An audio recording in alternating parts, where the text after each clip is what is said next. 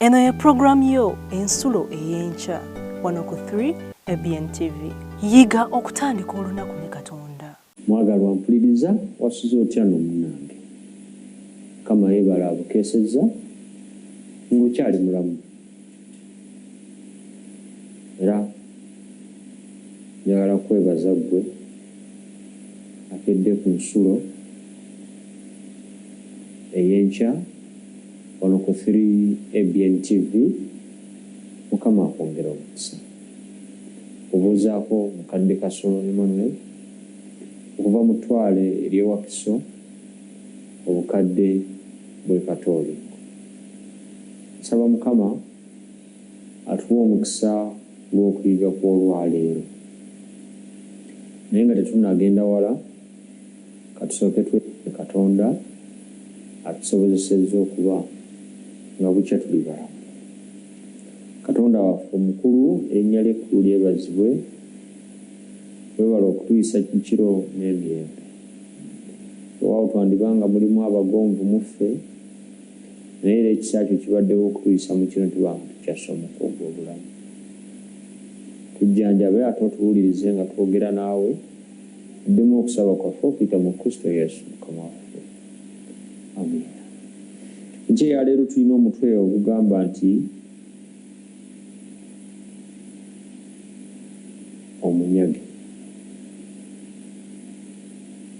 Bayibuli ekitabo ky'Abakolinso ekyokubiri ssuula ey'e13 olunyiriri olw'omunaana. Waliwo ebigambo bino bigamba bwe biti. Bakolinso ekyokubiri essuula 13 olunyiriri olw'omunaana. Agamba nti kubanga tetuyinza kuziyiza mazima wabula okugayamba. Kubanga tetuyinza kuziyiza mazima wabula okugayamba. Kitwala ekiseera kiwerako Katonda okutuukiriza enteekateeka ze mu bulamu bwaffe, era kiswala ekiseera kinene oba oli awo n'okulwawo okufaananako bwe kutyo kutuusa omuntu ku mbeera ey'okuggwaamu amaanyi. Naye omuddu wa Katonda Ibulayimu, okusomako eri mu lubereberye essuula ey'e12 kutandikira awo walaga Katonda n'ayogera ne Ibulayimu n'amugamba nti va mu nsi yannyu, mu nnyumba ya kitaawo, ogende mu nsi gye ndikulaga.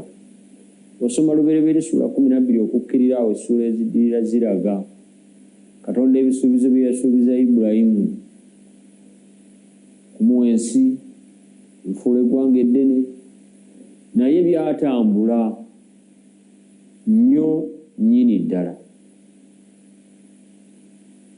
Naye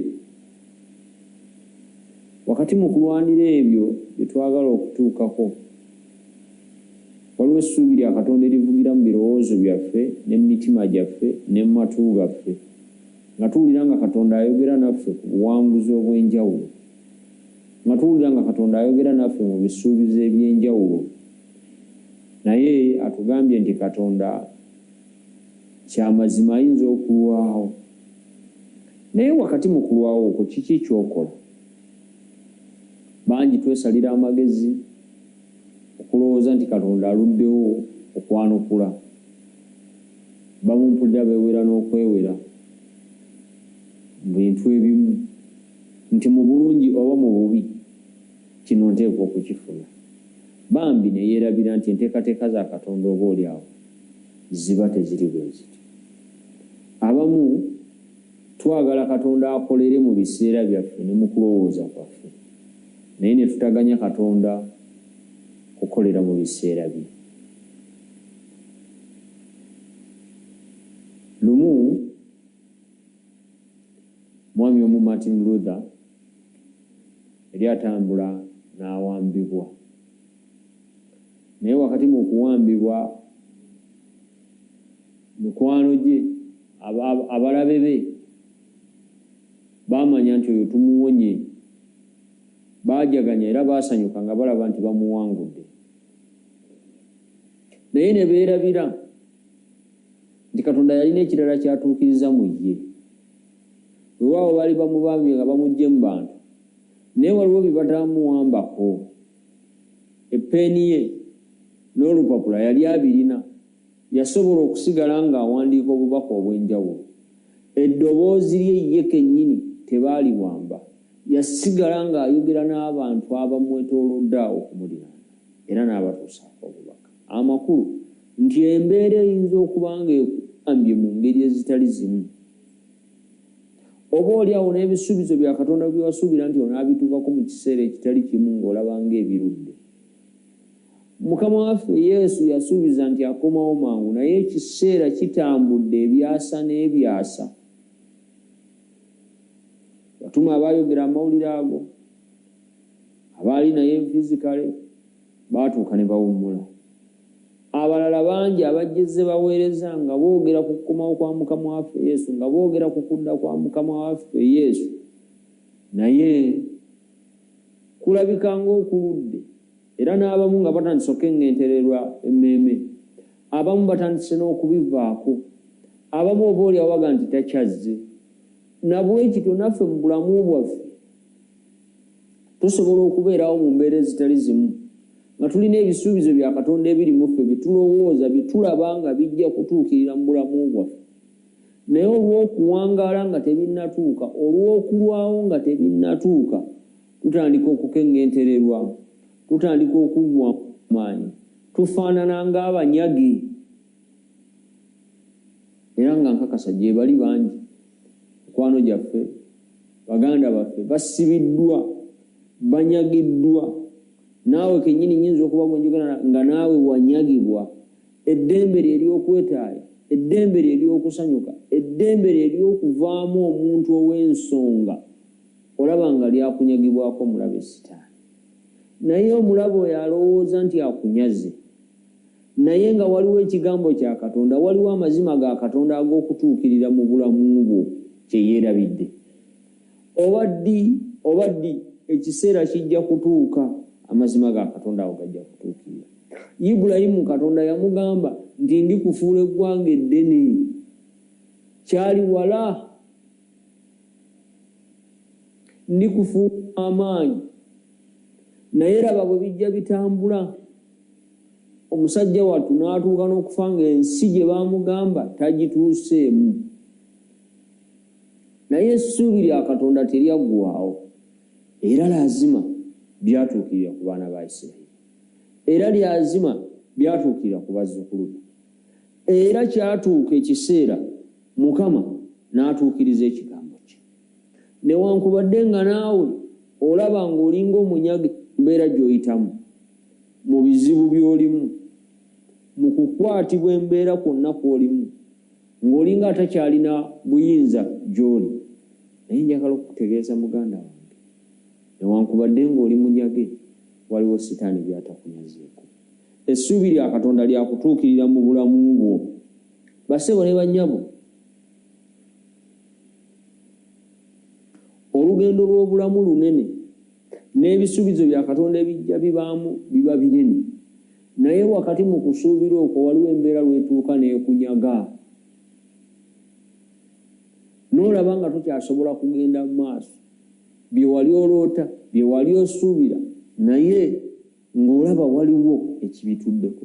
Naye newankubadde nga bifaanana bwe bityo, waliwo eddoboozi lya Katonda eryogera mu ggwe nga ligamba nti ndi wamu naawe, nkyayinza okutuukiriza amazima. Abamu tulwanako tuwagale nti tulabe nga tutuukiriza ebyo, naye ne kirema ng'omulaba awaani. Omulaba asazeeko amazima gaffe, asazeeko essuubi lyaffe, asazeeko engendo zaffe ez'okuwangula. Luberebere Bakolinso ekyokubiri atugambye nti kubanga tetuyinza kuziyiza mazima wabula okugayamba. Omulabe Sitaani ne bw'anaagezaako okuziyiza amazima g'okuwangula ku mu bulamu, tasobola, kubanga Yesu ali okutuyamba okusobola okutuwanguza.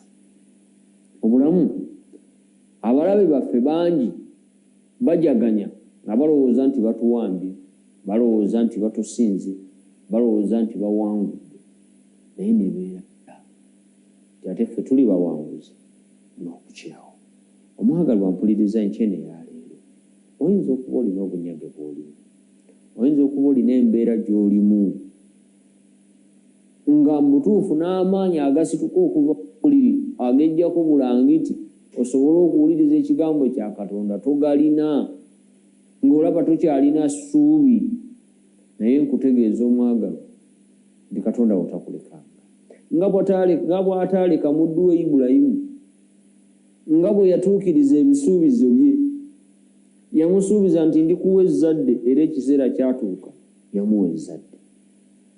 Musuubiza ebintu bingi era byatuukirira. Bazzukulu baafuuka ab'amaanyi, naawe okyayinza okufuuka ow'amaanyi ekisuubizo kya Katonda weekiri. Muggwe togwamu ssuubi ate tolwanyisa ga Katonda ago agali muggwe nga naawe ogayaala ogamba nti ate obanze byammegga, ate obanze byankoze bwe biti kambiveemu. Tobivaamu, towanika, tossa wansi, sigala ng'onyweredde ku kigambo kya Katonda. Ajja kuwanguza. Akyalina bingi byakutegekedde n'okusukkaawo wooli obunyage, n'okusukkaawo woolowooleza.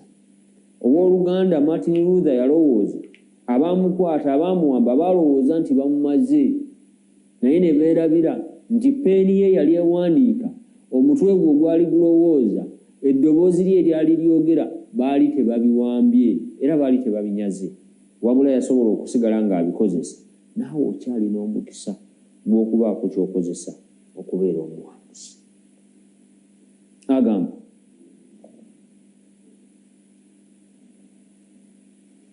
nti wakati mu mbeera eyo yali takyayinza kwerwanako, ng'alaba tewakyali kyayinza kukola kuwangula. Naye bassebo, amazima ga Katonda tebasobola gatuulira. Naawe muganda wange, bw'oba oli eyo ng'olwanyisa amazima ga Katonda okutuuka ku balala, okutuuka ku buwanguzi, oluganda nkuwagaabuwa. Ekigambo kya Katonda kitugambye tolwanyisa mazima ga Katonda, wabula yambako okugatuukiriza. Tuyambe wekyetaagisa okutuukiriza amazima ga Katonda. Tuyambe we tusobola okusobola okulaba nga tutuukiriza amazima ga Katonda. Bangi bwe batunuulira ku mbeera ya Martin Luther ebawa amaanyi n'ekyokulabirako nti waliwo ebiseera ebimu yatuukanga ng'olabanga awambiddwa atakyayinza kugenda mu maaso, era abamu nga balowooza nti oyo bamumaze. Naye bassebo yasigala ng'agenda mu maaso paka obuwanguzi bwe bwalabika mu mukono gwe, era paka Mukama yasigala amukuumye eri omubi. Kubanga tetuyinza kukweka mazima, era tewali ayinza kutuulira mazima ago ne gatatuukirizibwa. Bassebo ne bannya, waliwo amazima g'otuulidde, waliwo ekirala ky'olwana nakyo mu bulamu bwo, waliwo we wawambibwa, oli munyage. Okutegeeza olwaleero enkyene yaleero ti Katonda waffe asobola okutuukiriza ekyo mugwe, nga bwe yakituukiriza mu Ibulayimu, nga bwe yakituukiriza mu Isaaka, nga bwe yakituukiriza mu Yakobo, nga bwe yakituukiriza mu Yusufu. Ebirooto bye yalootanga byamala ne bituukirira mu bulamu. Abaagezaako okutuulira amazima n'okumunyaga, okumufuula omuwambi, baakottokera busa, kubanga Mukama yasigala alwana. Mukama yasigala n'abaali baganda be baamutunda, gye yagenda okukola baamusiba. Naye mu kkomera eyo ate Katonda yasigala akyatuukiriza ekyo kye yasuubiza. Era mwana wattu musibe, ate laba bwafuuka omukulu. Eyali omuddu ate yaba bwafuuka omukulu n'olwekyo omwagalwa kutegeeza muganda wange Katonda akyasobola era akyayinza okukusumulula okuva mu buwambe obwo bw'olimu naawe n'obeera ow'amaanyi.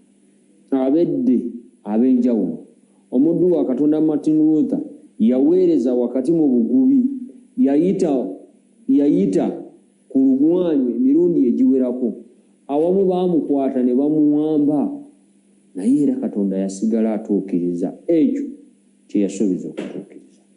Nkusaba muganda wange, nkusaba mwannyinaze, oleme kuggwa mu ssuubi. Katonda akyayinza okukukwatirako, Katonda akyayinza okukuwanguza, Katonda akyayinza okutuukiriza ebyo byonna bye wali osuubira okutuukako. Bw'oba nga naawe omwewadde, bw'oba ng'oguddewo omutima gwo amazima ga Katonda ne gatuula mu ojja kuba muwanguzi n'okusingawo. Nkwebaza ggwe akeera n'awuliriza ensulo ey'enkya, n'okeera n'otega TV yo oba ku YouTube oba ku Twitter oba ku Facebook, wonna woolabira ebigambo bino. Nsaba Mukama omukisa. Era tukkiriza nti newankubadde nga tuli bawambe mu mbeera ez'enjawulo, tujja kubeera abawanguzi n'okusingawo. Amazima ga Katonda tegasobola kutuulirwa, tujja kubeera bawanguzi. Gajja kusigala nga gavugira mu bulamu bwaffe okutuusa lwe tunaawangula, okutuusa lwe tunatuuka mu bwakabaka obw'omuntu. Nsaba Mukama akuwa omukisa. Lowooza okugabana ekigambo kino muganda wo ne mukwano gwo n'owooluganda yenna amutegeezeeko nti ensulo ey'enkya K3 ABN bonna ku makya ebeerako nga tuli wansi w'ebigere bya Yesu nga tuyiga ekigambo kye eky'essuubi eri eky'essanyu. Mukama akuwa omukisa. Webale kumpuliriza. Olunaku olulungi katwebaze. Katonda waffe omulungi, webale okuba nti okkiriza n'otuyigiriza ati enkyene eya leero era tuze mu maaso go omukisa gwo nga tutandika olunaku. Beera wamu naffe, tugabirire, tuluŋŋamye ng'essuubi ly'ekisa kyo n'okwagala ku bwe riri okuyita mu Kristo Yesu Mukama waffe. Amiina. Yiga okutandika olunaku ne Katonda. Olwo nno ebisuubizo bye birabike gy'oli.